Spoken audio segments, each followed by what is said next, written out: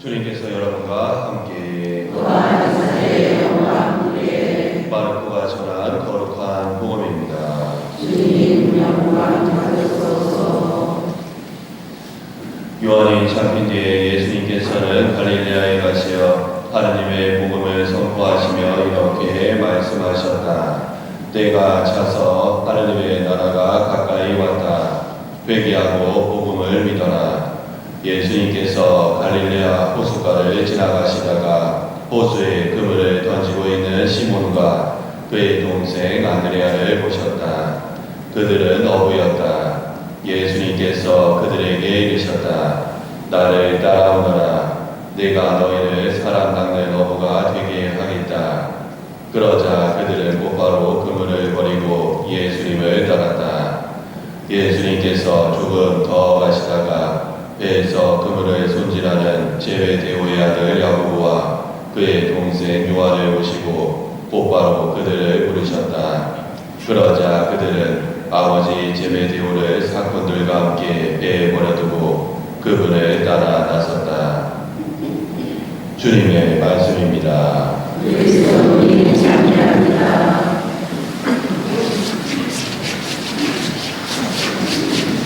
네, 저는 지난주에 이제 만수육동 보좌 신부로 부임을 하게 된 이름을 이제 아시는 분도 계실 것 같고 모르시는 분들도 계실 것 같은데 다시 한번 인사드리면 이영민 사도연이라고 합니다. 네, 우리가 전통적으로 이씨들만 부르는 곳이라고 제가 들었는데 네, 또 이씨가 왔습니다. 전주 이씨가 또 왔습니다. 네, 그래서 이렇게 여러분들 만나뵙게 돼서 너무나 반갑습니다. 네, 그래서 뭐 제가 첫날 오는 날 또 그리고 그 다음날 활날 기념사 때도 말씀을 드렸는데 이거 만수육동 본당 그 본당에 그 처음에 갔을 때 첫 느낌이라고 하죠. 사람도 첫 인상이 중요하다 이야기하는데 본당도 사실은 마찬가지인 것 같아요. 그 첫 본당 갔을 때 그 느낌이라고 해야 될까요? 그 성당이 주는 어떤 느낌이 각 본당마다 특색이 있습니다. 그런데 이거 만수육동 본당 제가 들어서 처음에 기도하고 이제 어떤 신자분들의 표정이라든지 이런 전반적인 느낌을 봤을 때는 참 따뜻한 본당이구나 그런 것을 많이 느꼈어요. 단순히 조명이 따뜻한 색깔이라서 따뜻한 것이 아니라 그 여러분들의 표정이라든지 그 미사 전례의 어떤 임하는 태도라고 해야 될까요? 그런 모습들을 보니까 내가 정말 더 열심히 해야 되겠구나 그런 생각이 저절로 들게 되었습니다. 그래서 그런 모습들 안에서 오늘 한 해 또 만수육동 본당에서 여러분들과 함께 지내게 되었습니다.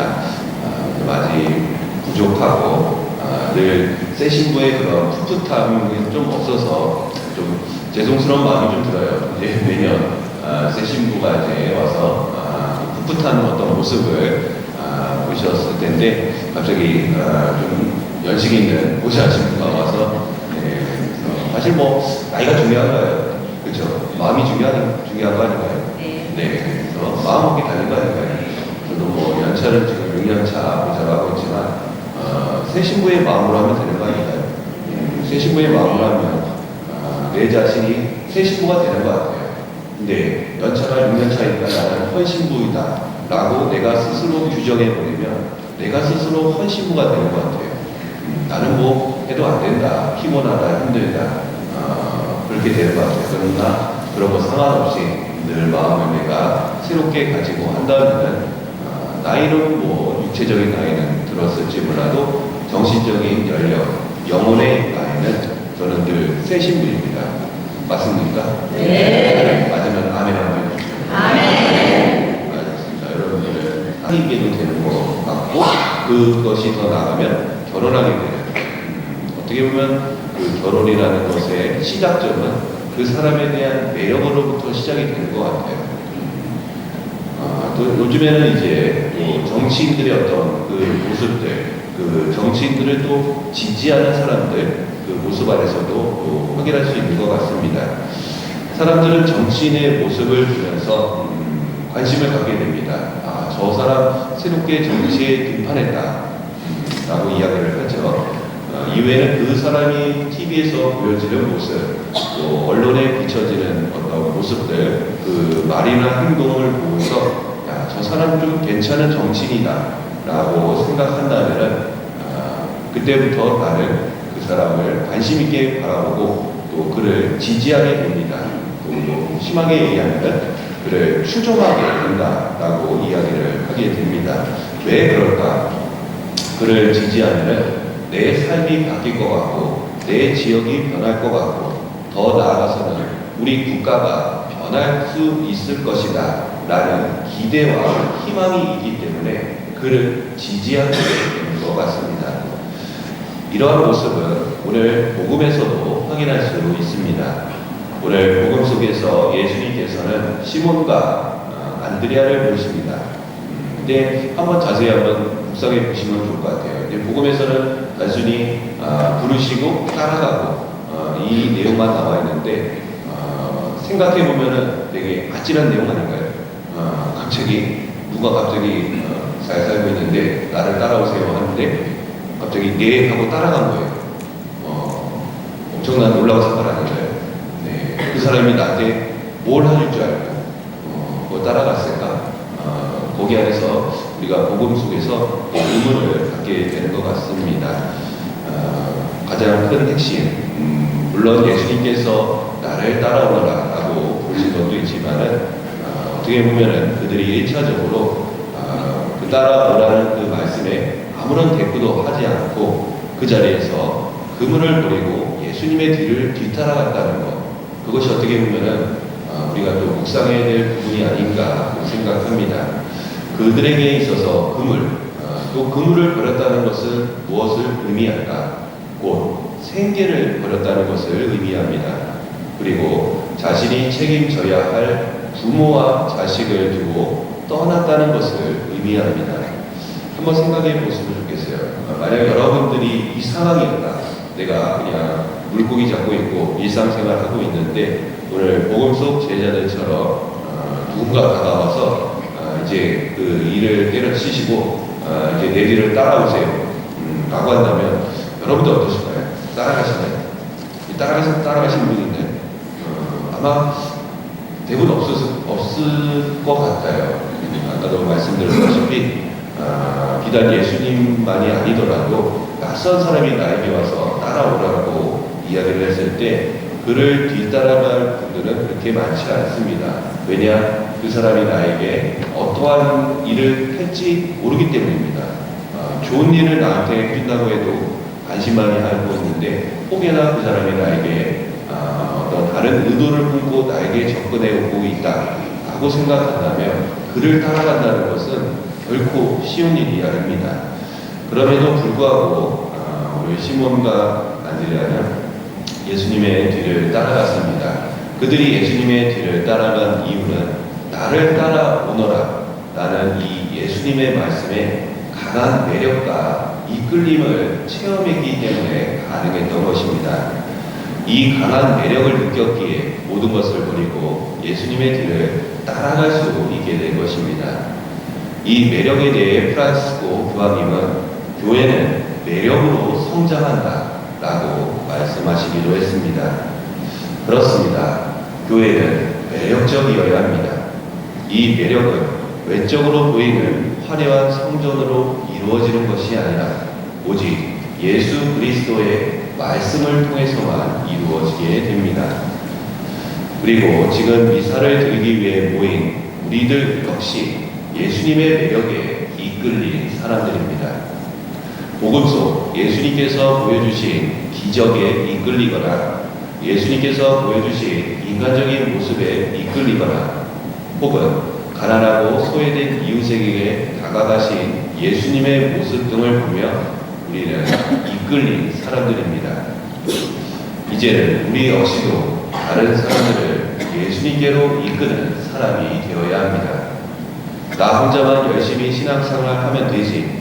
나는 그런 좁은 생각에서 벗어나 아직 예수님을 모르는 사람들이나 예수님에 대해서 알고 싶어하는 사람들에게 당당히 예수님께서 어떠한 분이신지 설명할 수 있어야 합니다. 그 설명은 뭘까요? 그냥 신학적인 지식이 아닙니다.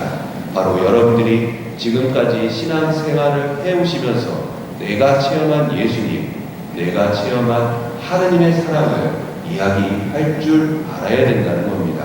분명 여러분들 신앙생활 하시면서 뒤돌아보니까 참 이런 사건들, 이런 일들이 하느님께서 나와 함께 하시지 않으셨다면 불가능한 일이었다 라고 체험한 사건들이 아마 한두 가지는 다 가지고 계실 거예요.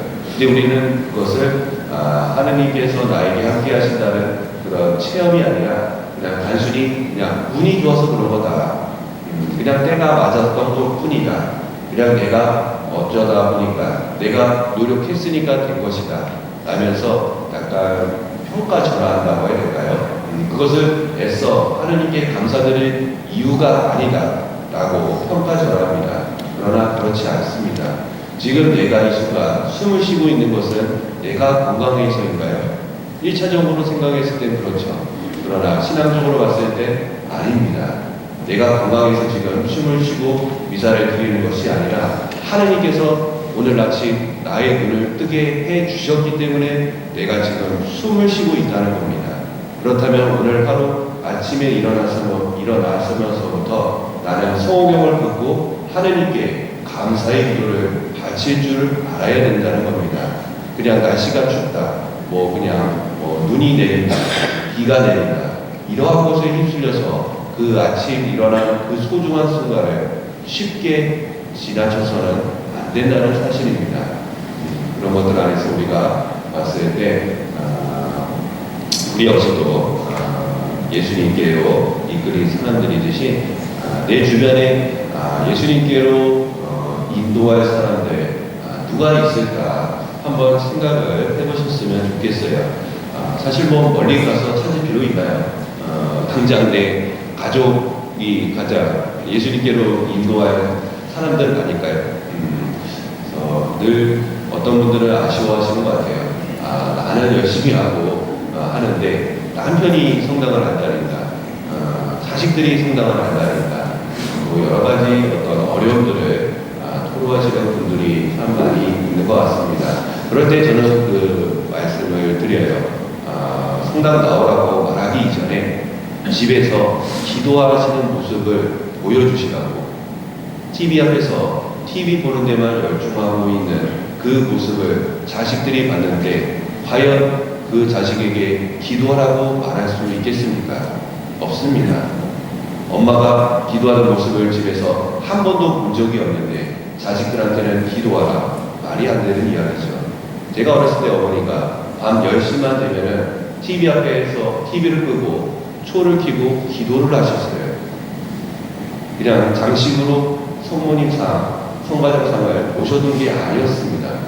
저는 그 모습을 보고 그 유치원 때, 그 초등학교 1, 2학년 때 아무것도 몰랐을 때 어머니 옆에 다가가서 그 묵주기도가 뭔지도 모를 때 옆에서 같이 흥얼흥얼 거렸어요. 그것이 나중에 제 신앙 안에서 성장할 수 있는 계기가 되었다는 거죠. 제가 신앙생활을 하고 싶다고 만들었던 계기가 바로 그거였습니다. 어머니가 저한테 한 번도 성당에 나가라고 이야기하신 적이 없어요. 단지 매일 밤 10시가 되면 TV를 끄고 묵주기도를 바치는 것, 그것으로 증명해 주셨어요. 그러면 됩니다. 그렇다면 우리 부모님들 역시도 그것을 할 줄 알아야 됩니다. 맨날 임영웅 나오는 거에 정신이 빠져서 무조건 미스트로스 틀어라, 언제 기도합니까? 그래서 그 바쁘고 보고 싶은 거 내가 참고 내려놓고 기도했을 때 그 자식은 느껴요.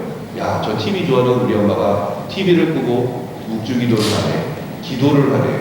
그러면 그 자식은 변할 수 있습니다. 그래서 그런 것들 안에서 우리 삶 안에서 나는 과연 자식들에게 또 가족들에게 신앙인으로서의 어떤 그 모습을 삶에서 실천하면서 살고 있는가, 아니면 입으로만 신앙생활 하라고 하면서 정작 내 자신은 그렇게 열심히 하지 않는 그런 말뿐인 신앙인으로 살고 있는가, 그런 거 안에서 한번 내 자신을 또 한번 되돌아보셨으면 좋겠습니다.